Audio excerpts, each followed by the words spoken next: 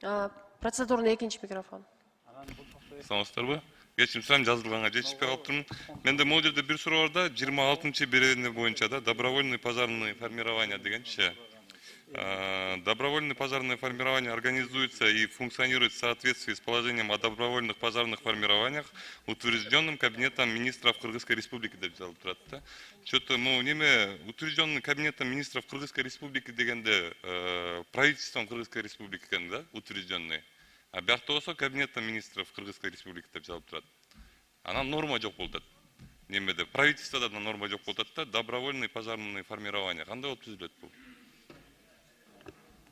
Бұл бүгінгі күндө действующий положение бар, 94-жылы бекилген, 858 токтом менен бекилген.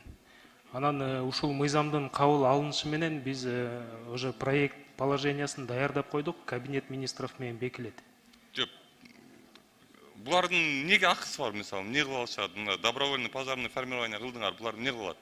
Булар ар бир мекеме ишканаларда түзүлчү формированиялар, ошол эле жерде иштеген кызматкерлердин катарынан добровольецтер алынат. Анан алгачкы действиялары ошо өрт чыгып кеткен учурда баягы өрт коопсуздук кызматы келгенге чейин эвакуация иштерин, светти өчүрүү иштерин, ошол эле пожарный машинаны чыгып тосуп алуу иштерин уюштурушат.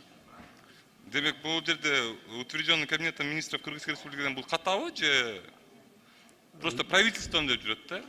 Кабинетом министров жок экен. Бул мыйзам кабыл алынары менен артынан Кабинет министров менен бекитебиз буну. А жана неме нормалар боюнча мага кат жүзүндө жооп берип коесузбу?